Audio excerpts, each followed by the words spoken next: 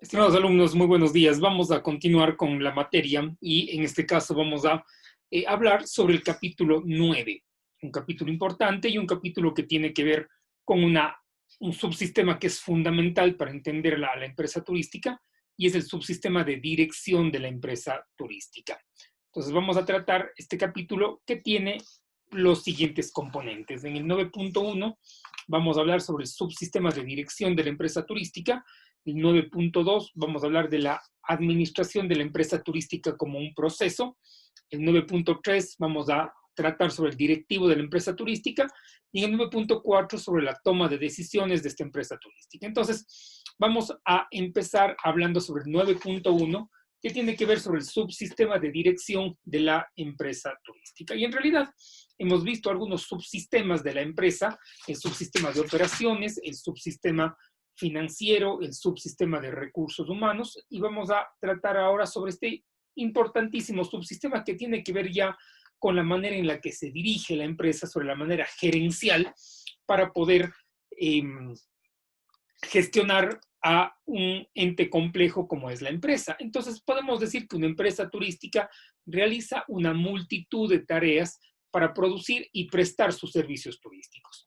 Y básicamente todo este conjunto de tareas y el conjunto de personas que trabajan en la empresa tienen que ser coordinados por alguien, tienen que ordenarse adecuadamente para que la empresa consiga sus objetivos y procure la satisfacción de los clientes, que es el principal objetivo que la empresa debe perseguir, aparte de la generación de lucro, que es importantísima también para asegurar la rentabilidad y la supervivencia de esa empresa. Entonces, la tarea de guiar y de dirigir el conjunto de decisiones y acciones que en la empresa turística realizan los empleados, realiza esta serie de conglomerado humano que está ahí, está encomendado al subsistema de dirección, ¿no?, de la empresa turística. Entonces vamos a hablar sobre la administración y las organizaciones para entender un poquito cuál es esta misión de dirigir la empresa, de dirigir una organización. Entonces vamos a empezar diciendo qué es una organización. Y en realidad vamos a decir que una organización es una unidad social o un conjunto de personas relacionadas con cierto orden para alcanzar un fin. Entonces una empresa es efectivamente una organización compuesta por un grupo de personas que se relacionan por medio de una estructura organizativa para alcanzar una serie de objetivos que están ahí presentes. Sin embargo, hay algunas empresas que no pueden considerarse una organización básicamente porque no poseen una estructura organizativa, empresas formadas por una sola persona o por muy pocas personas con carácter familiar, donde en realidad sería muy complicado hablar de una organización. Las relaciones entre miembros no existen o son relaciones extremadamente simples. Sin embargo, la mayoría de empresas sí son organizaciones y hay organizaciones que no son empresas, como por ejemplo la Universidad de Cuenca. No es una organización, pero sin fines de lucro, por lo que no es una empresa. Entonces, un poco debemos conocer esto para saber cuál es la gestión y en qué corresponde dirigir a estas organizaciones. Entonces, claro, alguien debe administrar la organización. ¿Qué es entonces la administración? Es un proceso. Es un proceso de realizar actividades con personas de manera eficaz y eficiente. Entonces, si ustedes ven en este concepto, hay tres ideas principales, graficada cada idea en un color. Hablamos primero de un proceso, ¿no? Entonces, administrar es un proceso. ¿Qué es un proceso? Es un conjunto de fases y actividades relacionadas entre sí secuencialmente. Y de aquí parte la teoría de la administración. Es decir, siempre, ¿no es cierto?, administrar será un proceso de tareas, actividades, fases concatenadas, relacionadas, interdependientes, ¿no? Y si es que yo hago esto de manera correcta, si es que ejerzo estas tareas y este proceso de manera adecuada, voy a tener un buen resultado administrativo. Entonces, eso es fundamental entender y por eso decimos que de aquí parte la teoría de la administración. La segunda idea del concepto es que hay un objetivo de que las personas que trabajan en la organización realicen estas tareas, ¿no? Diferenciando las actividades directivas de operativas. Es decir, una organización no puede estar constituida por el trabajo de una sola persona, es el conjunto y el trabajo de muchas personas que trabajan ahí, que realizan tareas diferenciadas. Ahí está todo el tema de distribución del trabajo, está todo el tema de organización, que ya vimos en otros capítulos, ¿no?, de esta materia. ¿No es cierto? Y básicamente podemos decir también que la administración, y es la tercera parte del componente, ¿no es cierto?, busca que el trabajo se realice de manera eficaz y eficiente. Vamos a ver entonces esos conceptos de eficacia y de eficiencia, que si bien es cierto parecen conceptos similares, son conceptos más bien diferentes. La eficacia se puede definir, ¿no?, como el grado de conseguir los objetivos. La eficacia es la relación entre los resultados obtenidos y los resultados previstos. Es decir, la eficacia, ¿no?, es el grado de haber alcanzado, ¿no?, un objetivo que estuvo planteado previamente. Mientras que la eficiencia tiene otra connotación. La eficiencia, en cambio, es la relación entre los resultados y el consumo de recursos necesarios para alcanzar dicho resultado. Entonces, el cociente entre salidas, outputs, y entradas, inputs, que la administración debe maximizar. Entonces, si comparamos estos dos conceptos, se puede encontrar administraciones eficaces, que cumplieron su objetivo, pero a lo mejor que no fueron eficientes, porque cumplieron su objetivo, pero que usaron muchos más recursos de los que habían contemplado para cumplir ese objetivo. Por el contrario, yo puedo encontrar administraciones eficientes, es decir, que usaron el suficiente número de recursos para alcanzar el objetivo, pero poco eficaces, porque no alcanzaron un objetivo de resultado. Entonces, en realidad, se pueden encontrar empresas eficaces, pero no eficientes, costos muy elevados, y empresas eficientes y no eficaces que no cumplen con objetivos de calidad, utilizan poco personal, escasas instalaciones, ingredientes de bajo costo, maximizan resultados, pero que a lo mejor el cliente no se va contento. Entonces, es indispensable que en esta parte del concepto se puedan equilibrar las cosas, que las empresas sean eficaces y eficientes al mismo tiempo, a efectos de que la administración sea una administración exitosa y esta dirección, este subsistema de dirección, sea un sistema que efectivamente pueda funcionar y que pueda tener una buena salida. Entonces, completamos este concepto, pero repetimos, ¿no?, que la administración es un proceso de realizar actividades con personas de manera eficaz y eficiente. Entonces, claro, eso es fundamental al momento de dirigir y de trabajar en este subsistema de dirección de la empresa. Ahora, hay niveles jerárquicos y hay tipos de directivos que ejercen esta administración, que ejercen esta dirección de la empresa. Entonces, en realidad, son operarios o personal operativo, todas las personas que se encargan de la ejecución material de las tareas operativas de la empresa, limitándose a realizar esas tareas. Es decir, yo voy a tener, ¿no es cierto?, un personal operativo, ¿no?, que va a ejecutar materialmente tareas operativas. Y pongo un ejemplo, ¿no? En una agencia de viajes va a ser el agente de counter, que está en primera línea. En un restaurante va a ser el camarero. En una cocina va a ser el cocinero. En un hotel va a ser el recepcionista. Es personal operativo. Mientras que también hay un personal directivo, que son las personas de la organización que planifican, organizan, dirigen y controlan, ojo con estas 4 palabras importantes que después vamos a ver, las tareas de la empresa. Y de las personas también, supervisan a las otras personas. ¿Para qué? Para que ejecuten materialmente bien las tareas de la organización. Entonces, los directivos se encargan de administrar, es decir, de que otras personas realicen las tareas organizativas de manera eficaz y eficiente. Se dice que la mayor parte de directivos no solo realizan tareas directivas, sino también tareas operativas. Esto ya depende del tamaño de la organización, depende del nivel directivo que se tenga también, ¿no? Pero hay efectivamente personas directivas que realizan tareas operativas y que trabajan en ese sentido. Entonces, esto es un tema que hay que tomarlo en cuenta. ¿Para qué nos formamos nosotros? Y esa es una gran pregunta que hay que hacerse y que se puede responder, ¿no? El ideal de formar una persona de tercer nivel, ¿no es cierto?, universitario, que haya estudiado 5 años para acceder a un título, es para que en el futuro, si es que tiene las competencias y empieza, ¿no es cierto?, su trabajo de manera adecuada, llegue a un nivel directivo, ¿no?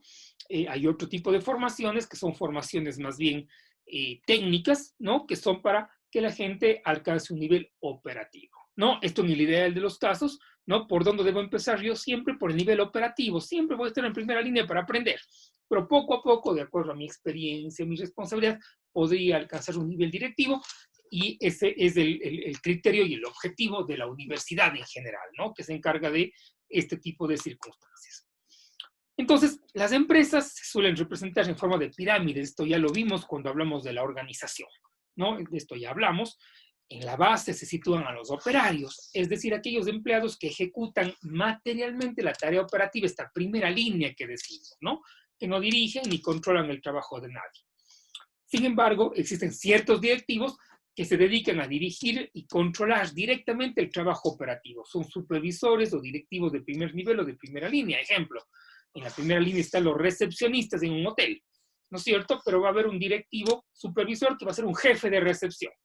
O, por ejemplo, en una cocina, tengo yo los cocineros que están en primera línea, ¿no? Y de pronto, y los pocilleros, de pronto va a haber un subchef que va a ser el que les va a controlar, ¿no es cierto? En lo más alto de la pirámide, en cambio, se encuentran los directivos de mayor nivel jerárquico, siendo los máximos responsables de la organización, cuyo trabajo no es supervisado por otros empleados, pero que necesita de todas maneras ser reportado a alguien, ¿no? A un directorio, al dueño de la empresa, a quien quiera que sea, pero hay que diferenciar, ¿no es cierto?, este subsistema de dirección para saber quién ejerce la dirección.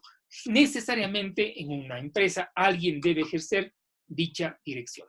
Los directivos realizan tareas administrativas y operativas en distinta proporción dependiendo de su nivel jerárquico. A lo mejor el gerente general de una empresa grande, no va a hacer tareas operativas, pero el gerente general de una empresa pequeña puede que sí realice tareas operativas. ¿Por qué? Porque las necesidades y sobre todo las dimensiones son bastante diferentes. La norma general establece que cuando mayor sea el nivel jerárquico de un directivo, más centrado ese directivo estará en las tareas de planificación, organización, dirección y control, y menos en las tareas de ejecución material operativa que está ahí presente. En sentido inverso, cuando más descendamos en la pirámide, más ocupados estarán los directivos en tareas operativas, aunque sin descuidar cierto tipo de tareas administrativas.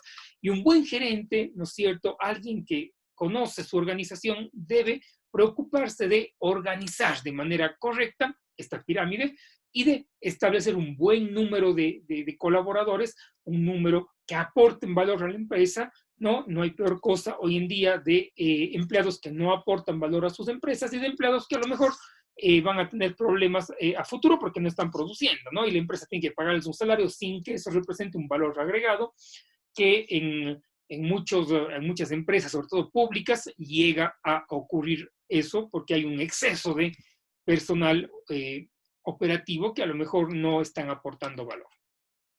Entonces, eso como unas generalidades de este subsistema de dirección para familiarizarnos con el tema. Pasamos al 9.2 y vamos a hablar ya entonces de la administración como un proceso. Ojo, y este tema es importantísimo, es fundamental, porque es el corazón de la administración, ¿no? De todo lo que hemos venido viendo, ¿no? A través de los capítulos distintos de esta materia, llegamos a este que es fundamental. Entonces, para entender el concepto de administración, es necesario adentrarse en el contenido de esta disciplina y entender qué tipo de tareas y actividades constituyen el trabajo de administrar o de dirigir una empresa turística, una empresa de cualquier naturaleza, ¿no? Por ello, es necesario considerar a la administración como un proceso.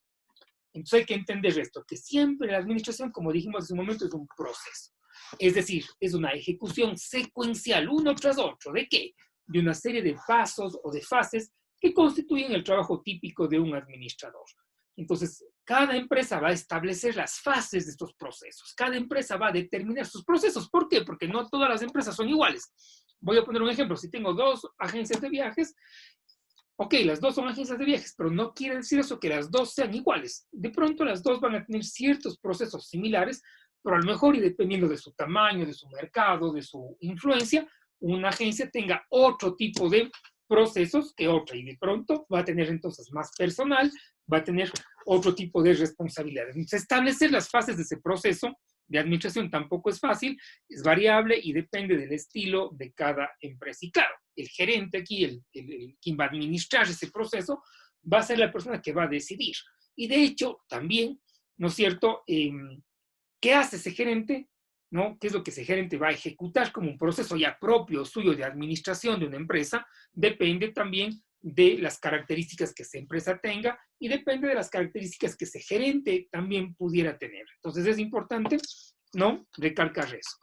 Ahora, se dice, ¿no?, y yendo al trabajo típico del administrador, al trabajo, a la administración como un proceso, que un gerente debe al menos cumplir estas 4 fases del proceso de administración, que ya he dicho de paso 2 veces antes, pero son las siguientes: planificación, organización, dirección y control. La literatura, ¿no es cierto?, se ha puesto de acuerdo en que estas son las 4 fases más importantes de la administración como un proceso. Repito, planificación, organización, dirección y control, y voy a proceder a explicar cada una de estas para poderlas entender de mejor manera. Entonces, claro, estas actividades son las actividades típicas que nos van a llevar a entender cuál es el trabajo de un administrador al hablar de que la administración es un proceso que está ahí. Y empezamos por la planificación. No voy a detenerme mucho en esto porque ya lo vimos, ¿no? Vimos un capítulo entero de planificación estratégica, el capítulo 5 de la materia, me parece, pero voy a dar las pautas fundamentales de esto. Entonces, ¿qué es planificar? ¿Por qué un gerente debe hacer planificación? Porque la planificación consiste en establecer metas de la empresa turística y en especificar las acciones que se deben desarrollar para conseguir esas metas, ¿sí?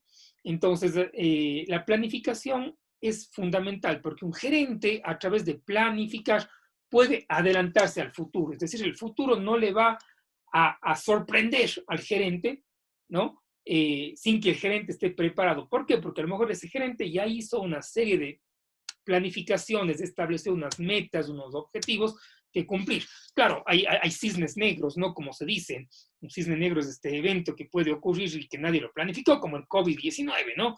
Que estamos viviendo ahora y en la que el sector turístico está muy comprometido. Pero efectivamente, en una circunstancia normal, sí se puede planificar. Yo puedo planificar, por ejemplo, cuál quiero que sea el crecimiento de mi empresa de aquí a 5 años, ¿no? Y voy a ir cumpliendo poco a poco. Eso es diferente a no planificar y decir, que me venga el futuro como sea, que venga la ocupación o que vengan las ventas que sean. No, es planificar porque planificando yo voy a tratar de desafiar al futuro para lograr un objetivo de una manera adecuada, ¿no?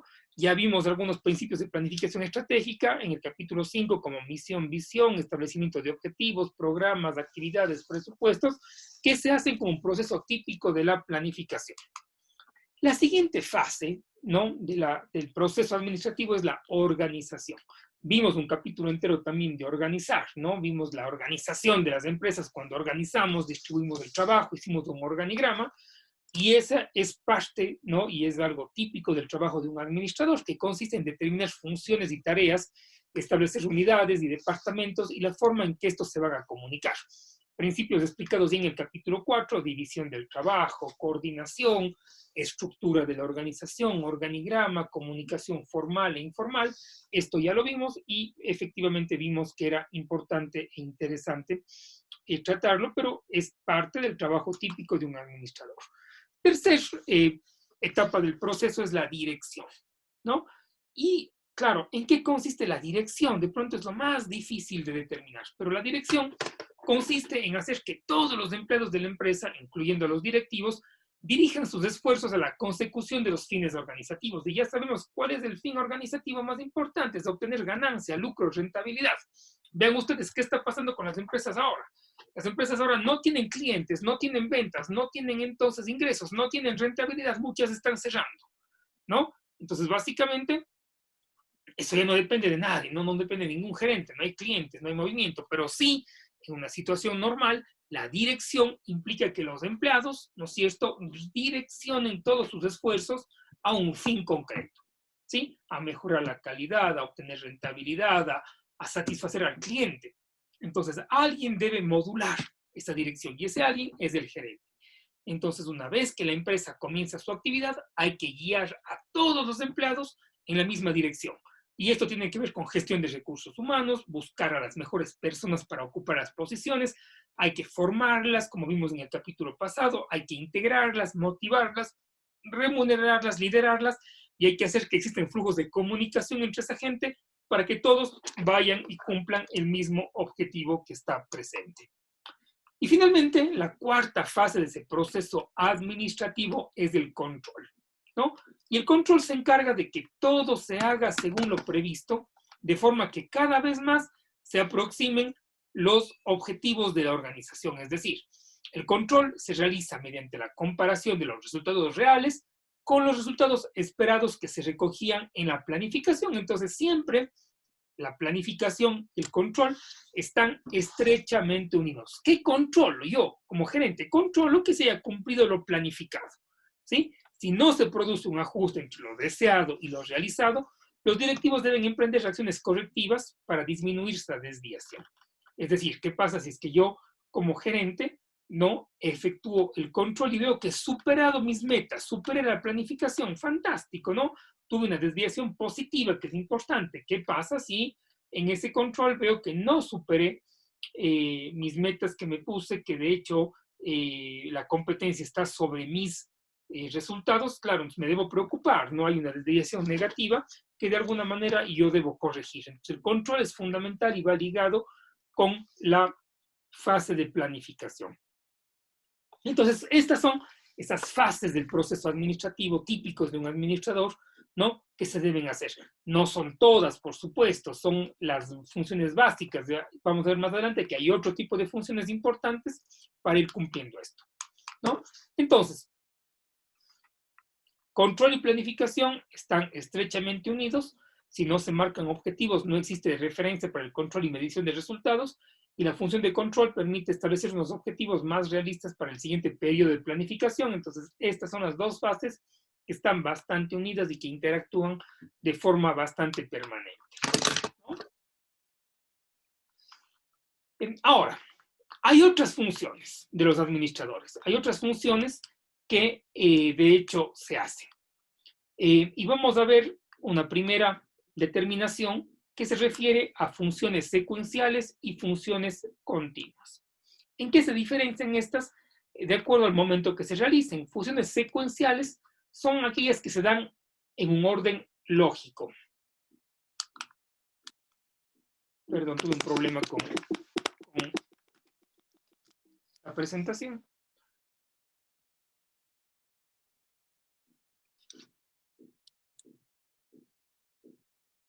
Mil disculpas, por favor. Estábamos aquí. Decíamos que hay funciones secuenciales y funciones continuas.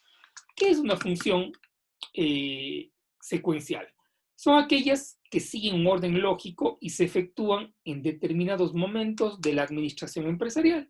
Mientras que unas funciones continuas son las que se realizan de manera constante en la empresa sin depender, ¿no?, en un momento determinado de la misma.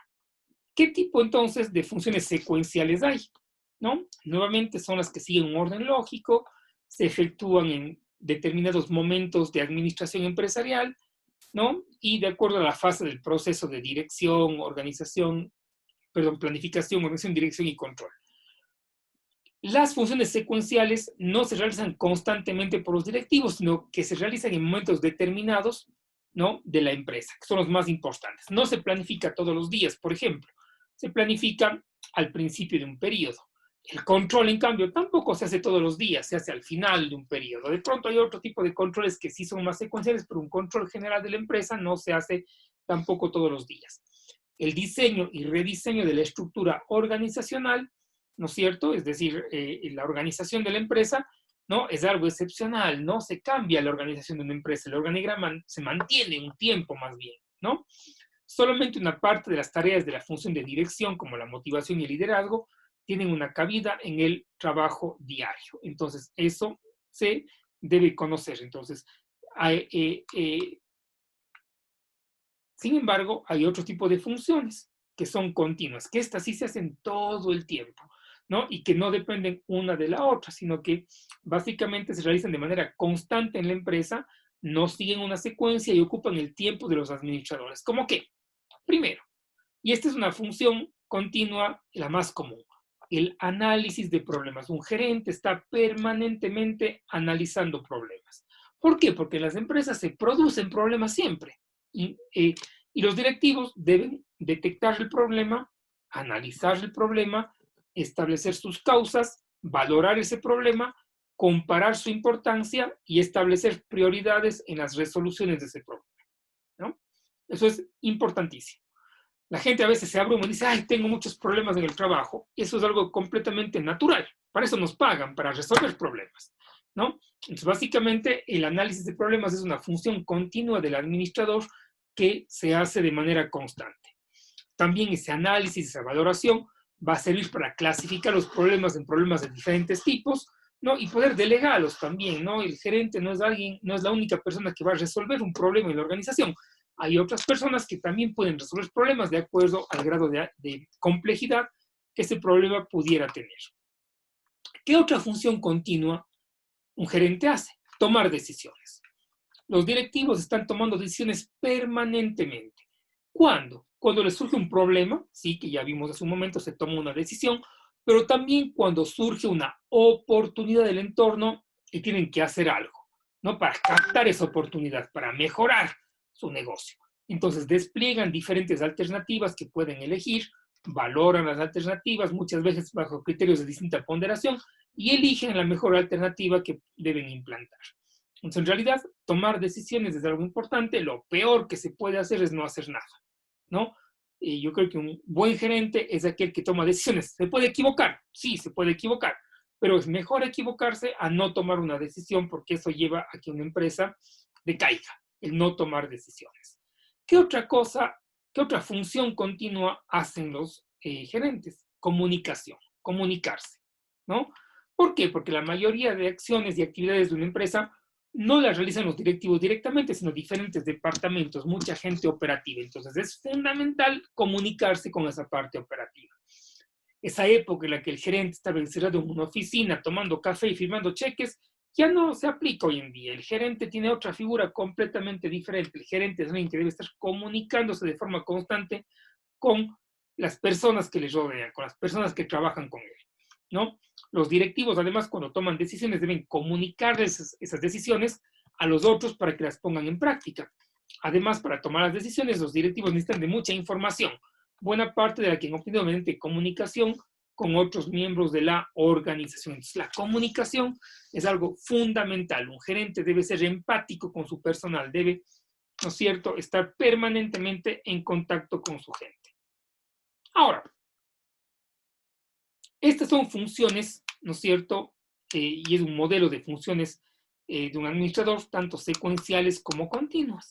Sin embargo, hubo un investigador llamado Mintzberg, ¿no? Que se preguntó qué hacen realmente los directivos. Entonces, es otra perspectiva sobre lo mismo, ¿no? Entonces, Mintzberg realizó un estudio entre altos directivos y estableció que algunas funciones que los directivos hacen son marginales, ¿no? En el trabajo ordinario. Y en cambio él definió un conjunto de roles o de papeles que de manera habitual realizan los directivos y los clasificó en 3 tipos distintos de trabajo. Y dijo que el directivo tiene 3 tipos de roles. Tiene un rol interpersonal, tiene un rol informativo y tiene un rol decisional, ¿no? Entonces los clasificó en esos 3 roles diferentes, ¿no? Y dijo que esos roles se pueden dar de manera simultánea, es decir, no dependen uno del otro, sino que esos 3 tipos de roles, los interpersonales, informativos y decisionales, pueden mezclarse y pueden darse de manera simultánea, ¿no? Algunas de las actividades de estos roles coinciden con las que vimos hace un momento, pero vamos a referirnos entonces a cada uno de estos roles. ¿Cuáles son los roles interpersonales? Como su actividad lo indica, se refiere a la relación que un directivo tiene con diferentes personas, ¿no? Se refieren al gran volumen de actividad que desarrollan los directivos en contacto con otras personas, tanto dentro como fuera de la organización. ¿Y qué tipo de actividades hacen dentro del rol interpersonal? La primera actividad que hacen es la de ser la cabeza visible de la organización. ¿Por qué? Porque el directivo ostenta la representación de la empresa fuera de ella. Es la imagen de la empresa. Cuando surge un problema, los clientes, los proveedores, terceros, personas interesadas acuden, ¿no?, al gerente. Actúa también en actos protocolarios, profesionales, en representación de la empresa, como convenciones, conferencias, charlas, recepciones oficiales, etc. Entonces es un rol de cabeza, un rol interpersonal de cabeza visible que está ahí presente. Luego tiene un rol interpersonal de líder, ¿no? Es un líder. ¿Por qué es un líder? Porque es alguien a quien seguir. Es un referente dentro de la organización, ¿no es cierto? Una de sus actividades más importantes es estimular y motivar a los empleados que estén a su cargo. Es el responsable de manejar los empleados, reclutarles, seleccionarles y recompensarles adecuadamente y además debe interactuar con ellos para que se realicen convenientemente las actividades empresariales. Entonces, es un líder importante, ¿no? El gerente en ese rol interpersonal. Además, tiene un rol de enlace, ¿no? En todos sus contactos personales, el directivo está encargado de establecer una amplia red de contactos, un enlace importante, ¿no? Y tener fuentes de información que le informen interna y externamente, ¿no? En su papel de enlace le corresponde además a los administradores establecer canales de comunicación e información que pueden ser usados a futuro. Entonces, este es el gran primer rol del gerente, según Mintzberg, ese rol interpersonal. El segundo rol que tiene, está aquí, ¿no? Son el rol informativo, ¿sí? Entonces, es una consecuencia del papel de enlace que dijimos hace un momento, y se refiere a que el gerente, en un rol informativo, ¿no? Debe recoger y transmitir datos e información, ¿no? Es una consecuencia del rol de enlace, donde el directivo ya estableció canales y vías de comunicación. El rol informativo pone en uso, ¿no es cierto?, esa información para que sea de utilidad. Y se dice que una actividad importante del rol informativo es ser monitor. Es decir, ¿un monitor qué es? Es recoger información, ¿no? Y buscar activamente información. Información que la reciben tanto de dentro como fuera de la empresa, y la información debe ser fiable, disponible en el momento adecuado, organizada, pertinente. Entonces, siempre un gerente tiene un rol informativo de monitor, buscando información. ¿Por qué? Porque la información es poder. Si yo tengo más información, tengo más poder, tengo más posibilidad, ¿no es cierto?, de ser exitoso, mientras más información yo pueda tener. El segundo rol informativo es el rol de difusor. Los directivos, entonces, son los encargados de transmitir la información dentro de la organización, ¿sí? Entonces, si es que captan información, ya sea de dentro o de fuera, deben difundirla, ¿no? Se tienen que ocupar que esta información circule convenientemente y de que llegue a las unidades y personas que requieren de ella. ¿Qué pasa si es que un gerente, y voy a poner un ejemplo que se entienda mejor, ¿no?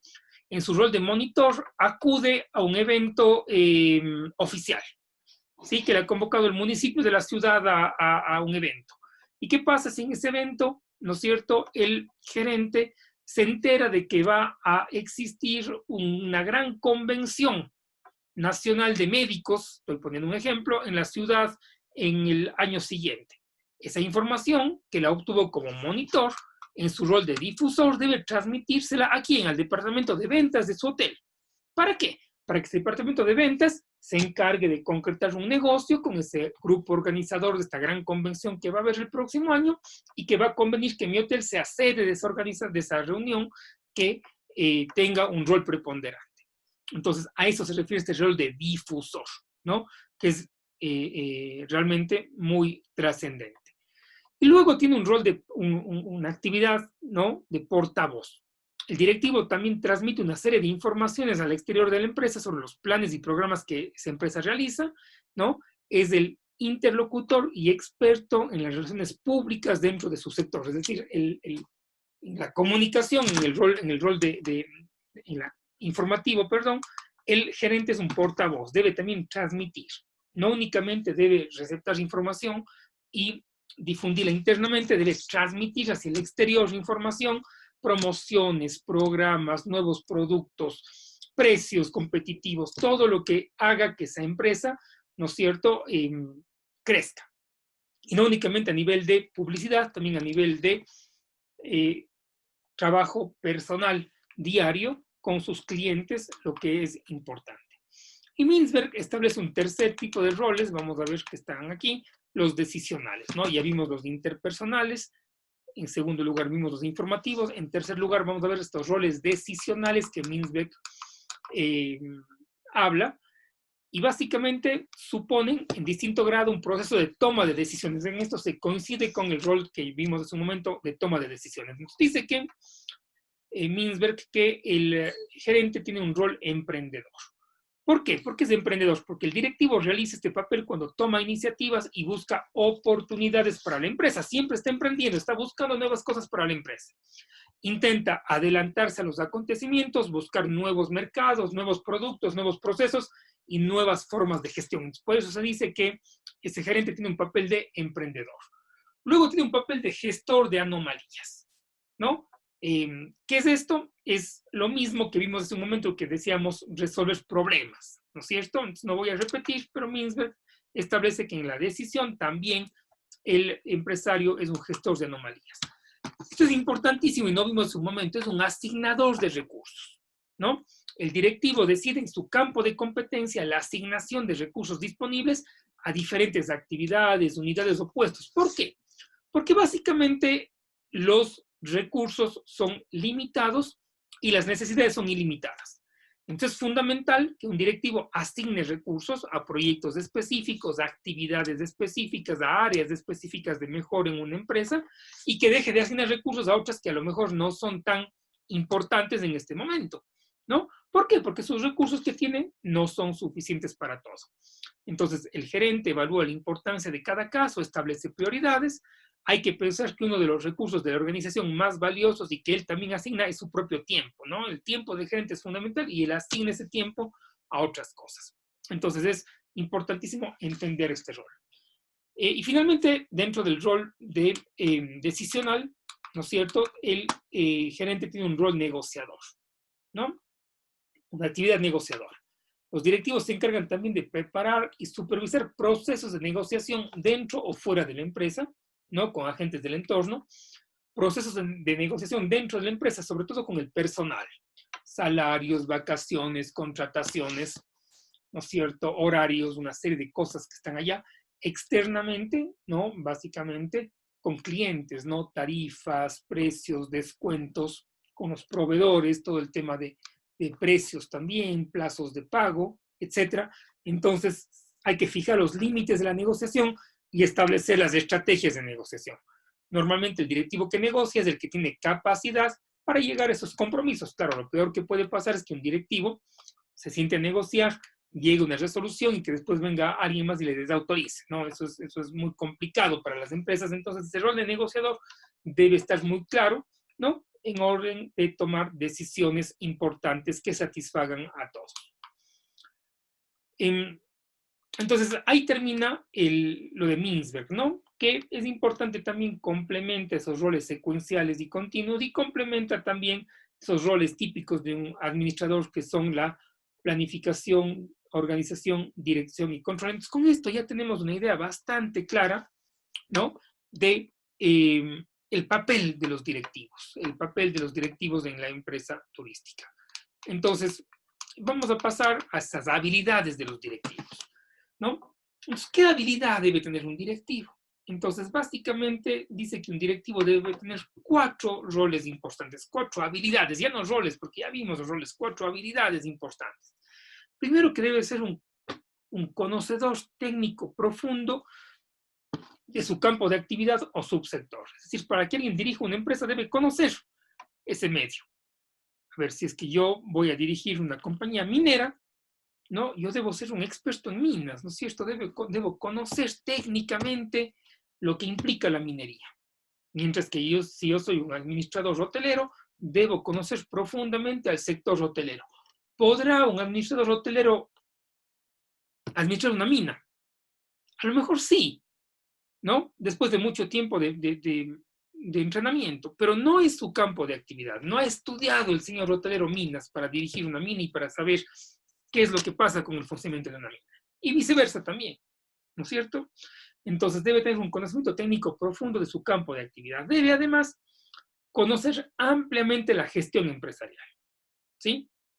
Debe ser alguien que conoce los negocios, ¿no? Que conoce las empresas, que conoce ciertos principios empresariales, contabilidad, marketing, gestión, administración, para poder manejar una empresa de esta naturaleza, ¿no? Y debe tener experiencia, ¿no? En esa gestión empresarial. Debe ser alguien que tenga una clara vocación hacia el cliente y el área comercial, ¿no? Hoy en día un directivo debe estar muy dedicado al cliente, debe estar muy dedicado a las ventas, al área comercial, al mercadeo, ¿no? Lo que es importantísimo porque sin esto no hay empresa. Si la empresa no tiene clientes, no tiene un área comercial, es muy difícil que subsista. y un directivo debe tener una importante base de dominio en los idiomas, ¿no? Sobre todo en este sector, en el sector de la hotelería, del turismo, de la gastronomía, ¿no es cierto? Los idiomas son fundamentales para comunicarme con mi cliente, para poder, ¿no es cierto?, establecer una relación, un negocio importante que está ahí presente. Entonces, esa habilidad, ¿no?, del directivo es fundamental. Pasamos al punto 9.4, ¿sí? Hemos visto ya todos estos temas de la dirección. Y en 9.4 vamos a hablar sobre la toma de decisiones en la empresa turística. ¿Por qué? Porque dijimos que es una parte fundamental, ¿no?, de la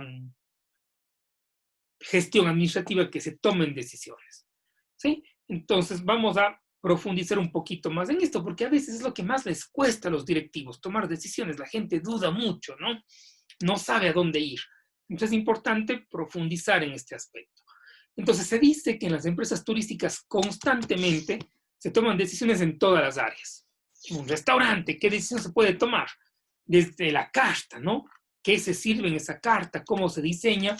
Hasta a quién comprar los ingredientes de cocina. En un hotel, se decide desde quién será el gerente del hotel hasta si a un cliente le guardan o no las maletas en recepción y por cuánto tiempo. Cosas muy trascendentes y cosas poco trascendentes, pero no menos importantes. En una aerolínea, tengo que decidir qué ruta aérea es la más rentable para la compañía, ¿no? Hasta si una azafata debe prestar especial atención a una pasajera con un bebé y bajo qué protocolos y estándares. Fundamental. Nuestra toma de decisiones es fundamental para los directivos y es esencial en su trabajo, sean decisiones más grandes o más chicas que se deban tomar y que de alguna manera están establecidas. Entonces, básicamente, la toma de decisiones es un proceso de elección entre dos o más alternativas, ¿no? Si solo se tiene una vía de actuación, no hay decisión, y una de las alternativas más habituales es no hacer nada. Entonces, en realidad, es fundamental que un gerente sepa decidir, que un gerente sepa tomar decisiones, ¿no? Si una alternativa es no hacer nada, esto complica mucho las cosas, porque si es que hay un problema y no se hace nada, no se toma una decisión frente a ese problema, no es que el problema va a desaparecer, el problema se va a multiplicar, se va a hacer una bola cada vez más grande que le va a complicar a la empresa en todos los sentidos, ¿no? Yo he oído en estas épocas empresas que han tomado decisiones muy graves, muy grandes, como cerrar. Por ejemplo, conozco hoteles que han cerrado en esta época y se les pregunta a los directivos por qué cerraron. Y me dicen, es que el hotel ya venía mal, ya venía acumulando unas pérdidas, ¿no? Si es que seguíamos abiertos, era seguir alargando un problema sin solución, preferimos cerrarlos, ¿no? Claro, y eso ha pasado, y son decisiones duras, pero son decisiones, ¿sí? A lo mejor que pueden reverse después, pero es importante que siempre se tome una decisión para no caer en esto, ¿no? Que sea no hacer nada y seguir abriendo un hueco grande, aumentando un problema, ¿no? Que algún día alguien lo va a tener que resolver. Entonces, hay problemas o hay decisiones que son simples de hacer. ¿Por qué? Porque se presentan a diario, ¿no? Se presentan a diario. En cambio, hay otras que implican un proceso. Entonces, vamos a ver que dentro de la toma de decisiones hay un proceso de toma de decisiones. Y no me refiero a ese proceso automático que podemos tener. A ver, si es que yo me levanto el día de hoy, ¿no es cierto? Y veo que hay un día soleado, claro, la decisión es fácil, ¿no es cierto? Me voy a mi closet y me pongo una camiseta. ¿Por qué? Porque veo que el día está bonito, ¿sí? O si ya sé cómo es el clima en mi ciudad, me voy a poner una camiseta y después si voy a salir, me voy a poner una chompa, una casaca y ya. He tomado una decisión. No me he puesto la roja, me he puesto la azul hoy día. Tengo dos, ¿ya? Entonces, claro, estoy tomando una decisión. Sin embargo, hay otras decisiones que no son tan fáciles de tomar, que implican un proceso, ¿sí? Entonces, de eso vamos a hablar ahora. ¿Cuál es ese proceso de toma de decisiones? Entonces, se dice que en un proceso estructurado de toma de decisiones, ¿no es cierto?, partimos de identificar el problema, ¿no? ¿Y qué consiste? Consiste en cuando se detecta algún problema o desviación entre lo deseado y lo realizado, tengo un problema ahí, o también cuando se detecta una oportunidad. Estoy identificando una situación, ¿no? Es necesario analizar el problema para saber su naturaleza o sus causas, que a veces son sinónimos de un problema mayor. Y aquí vamos a poner un ejemplo para ir a lo largo de este proceso de toma de decisiones y vemos que el problema que identifica, vamos a poner del mercado hotelero, es un hotel con exceso de demanda, ¿no? Que claro, puede ser un problema, pero también una oportunidad, ¿no? Ya quisiéramos que eso pase, ¿no? Que haya un hotel con exceso de demanda, que haya mucha demanda para el hotel, fantástico, ¿no? El negocio va perfecto, va bien, pero es un problema. ¿Por qué? Porque ya no tengo capacidad para albergar a esa gente que está ahí. Claro, al mismo tiempo es una gran oportunidad, ¿no? Que se me presenta y que está ahí, entonces identifico el problema. La segunda fase del proceso es desarrollar alternativas, es decir, enumerar todas aquellas alternativas posibles de elección que sean viables para resolverse el problema o esa oportunidad. Yo puedo decir, a ver, si tengo un hotel con un exceso de demanda, yo tengo varias alternativas a saber. Voy a arrendar un hotel cercano para ampliar mi capacidad, voy a construir, ¿no? Cercanamente, o voy a construir un hotel en otra locación lejana. Esas son las opciones que tengo, ¿no? Para saber qué es lo que voy a hacer para enfrentar este problema. Entonces, estoy desarrollando alternativas y lo hago lógicamente, ¿no? Lo hago, lo escribo, lo pienso. ¿Por qué? Porque son alternativas que pueden funcionar para solucionar mi problema. En tercer lugar, voy a identificar unos criterios que me van a servir para tomar la decisión. Es decir, qué criterios o factores son los más relevantes para tomar la decisión, ¿no? Hay criterios que serán irrelevantes seguramente, ¿no? Criterios que tienen que ver con gustos del cliente, por distintos alojamientos, costos y cercanía. Entonces, tengo las alternativas acá, ¿no es cierto? Arriendo, construcción cercana, construcción lejana, y voy a establecer unos criterios. ¿Le gustaría al cliente una de estas alternativas? ¿No? ¿Cuál sería el costo de estas alternativas de acá? ¿No? Y el criterio de cercanía, ¿qué tanto afecta a esto que está acá? ¿No? Estas alternativas. Estoy identificando unos criterios. Y la cuarta fase para tomar una decisión estructurada es ponderar esos criterios. ¿Sí? Es decir, estos criterios que están acá, ponderarlos, ¿no? Porque todos los criterios no van a tener la misma importancia, ¿no? Algunos serán más importantes y otros menos importantes, y hay que asignar pesos diferentes a cada criterio según su importancia, ¿no? Claro, ¿cómo determino yo esto, no? ¿Cómo pondero los criterios? Entonces, a lo mejor mi empresa los va a ponderar de acuerdo a un tema de gustos del cliente. ¿Por qué el cliente prefiere mi hotel? Ahora, ¿dónde está? Porque está muy bien ubicado. Entonces, a lo mejor ese es un criterio importantísimo, ¿no? El tema de costos a lo mejor es importante, pero claro, ¿qué pasa si yo tengo una opción más económica, pero que no le gusta al cliente? Entonces voy a tratar de ponderar estos criterios, ¿no es cierto? Asignándoles pesos diferentes a cada criterio por importancia. Y luego voy a evaluar alternativas, ¿no? Entonces vamos a analizar cada alternativa en función de sus puntos débiles y fuertes en relación a los criterios de elección que estamos considerando. Esto me va a llevar a asignar un valor o puntuación a cada alternativa para cada criterio. Esta asignación de las puntuaciones se puede basar en datos objetivos, en opiniones, juicios subjetivos del decisor. Y esta fase incluye ponderar los valores asignados a cada alternativa para cada criterio. Y básicamente la suma de los valores ponderados nos da un puntaje total que me va a llevar a tomar una decisión. Parece complicado, pero en realidad no lo es. ¿No es cierto? Entonces voy a hacer un ejercicio matemático a efectos de ver, ¿no es cierto? Si es que yo le pongo un peso al gusto del cliente, ¿no? Voy a analizar qué le gustará más al cliente. Que yo arriende, a lo mejor para el cliente es irrelevante. Una construcción cercana, a lo mejor esta es una buena alternativa, ¿no? Porque al cliente le gusta el barrio donde está mi hotel, el sector donde está. Una construcción lejana, a lo mejor al cliente no le va a gustar esto. Voy a ir ponderando y voy a ir poniendo. ¿Para qué? Para llegar a seleccionar una alternativa, la que tenga mayor puntuación, conforme a las calificaciones obtenidas, ¿no? Ponderados los criterios, ¿no? Que a lo mejor me van a llevar a decidir la construcción de apartamentos al lado del hotel, ¿sí? Entonces, nada más esto es para graficarles de una forma un poco más extensa cuál es el proceso de decisión cuando hay decisiones trascendentes, importantes, costosas, que una empresa debe ejecutar y debe realizar, que no es tan sencillo como una decisión que sea mucho más fácil de tomar, o que ya esté completamente, que yo ya sepa cuál es la solución que le voy a dar. Entonces, muchas empresas usan estos criterios, estos procesos, muchas empresas hacen que participen bastante ejecutivos internos y externos para tomar una decisión y llegar a una resolución y a una finalidad específica que está presente ahí. Y luego voy a implementar la alternativa. No basta con realizar la elección, sino que la decisión debe traducirse en acciones para resolver el problema y aprovechar la oportunidad.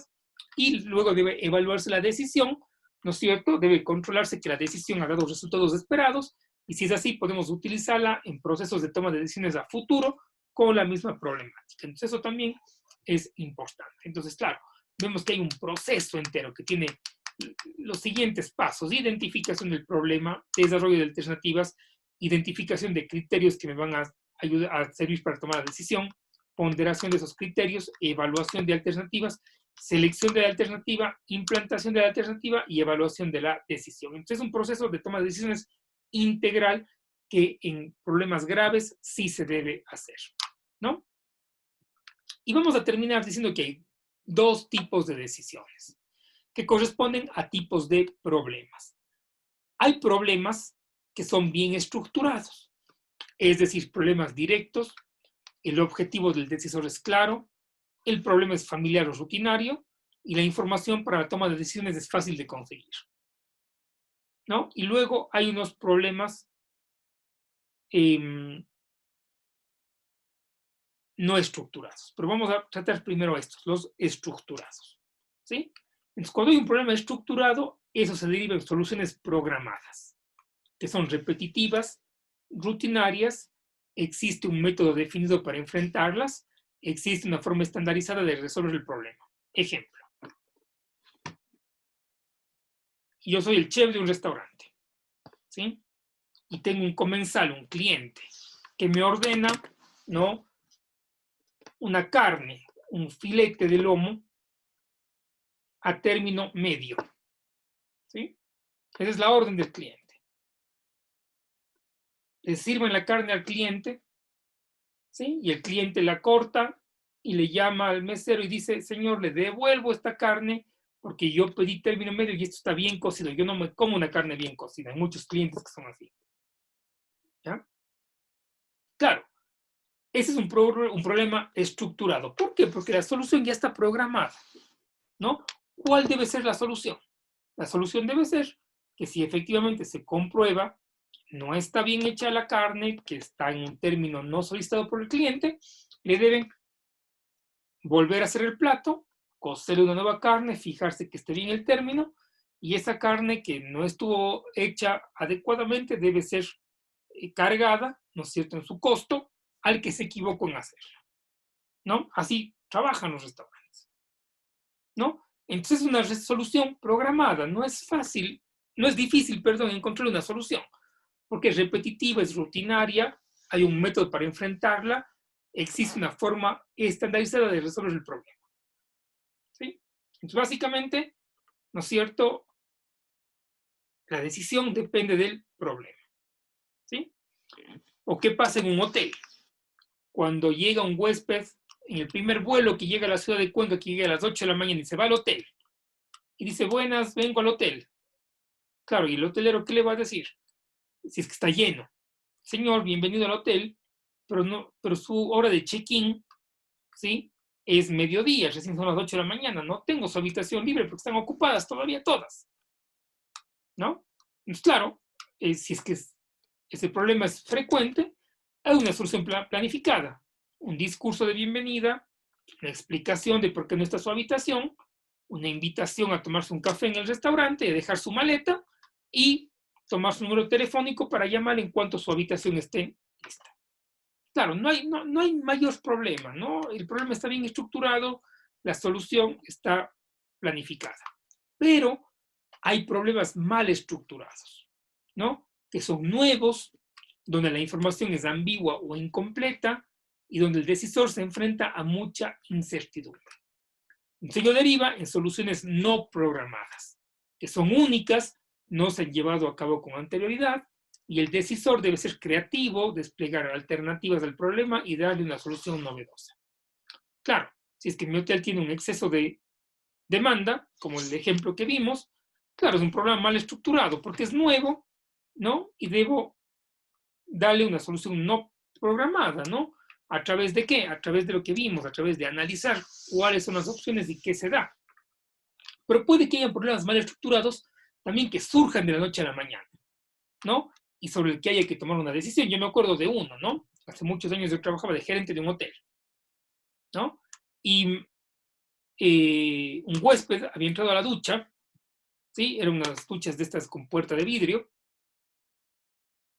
Entró a la ducha, cerró la puerta y no sé, cerró muy duro la puerta o estaba ya con algún problema estructural esa puerta, ¿no? Que toda la puerta se rompió, era una puerta de vidrio sobre el cliente, ¿no? El cliente estaba desnudo en la ducha, ¿sí? Y se le rompió la puerta de vidrio. Y claro, el cliente se asustó muchísimo, ¿no? Se cortó mínimamente, pero le salía sangre del brazo, llamó a la recepción y claro, ese momento era un problema que nunca antes había pasado, ¿sí? Había que tomar una decisión, ¿no? Yo me acuerdo que, claro, la decisión fue llamar a los médicos, llamar al seguro, para que vea lo que ha pasado, tranquilizar a ese huésped, no cobrarle la habitación, hacerle un upgrade a otra habitación más lujosa, una suite, ¿no? Regalarle una cena. ¿Para qué? Para que ese cliente se tranquilice en un problema grande que le pasó. ¿Qué podía suceder si es que no se hacía eso? ¿Sí? De pronto ese cliente se sentía ofendido, se sentía inseguro, ¿no? Se iba del hotel, me podía haber hecho una demanda al hotel y podía ser un problema mucho más grande. Entonces hay que dar una solución planificada, creativa, con alternativas, ¿no? Y depende, a veces esa solución debe ser rápida o a veces debe ser lenta, siguiendo este proceso del que hemos hablado, ¿ya? Entonces, claro, depende del problema, la solución que le voy a dar. Pero lo importante siempre es tomar decisiones, ¿no? Y ese es un poco el mensaje de esta última sección de este capítulo. Entonces, fundamental que podamos hacer esto y fundamental entender cuál es ese proceso de dirección que un gerente debe tomar, que un gerente debe llevar a cabo dentro del manejo empresarial. Ha sido un gusto compartir con ustedes, ¿no? Dejamos ahí la materia y nos vemos en el siguiente capítulo. Gracias, hasta luego.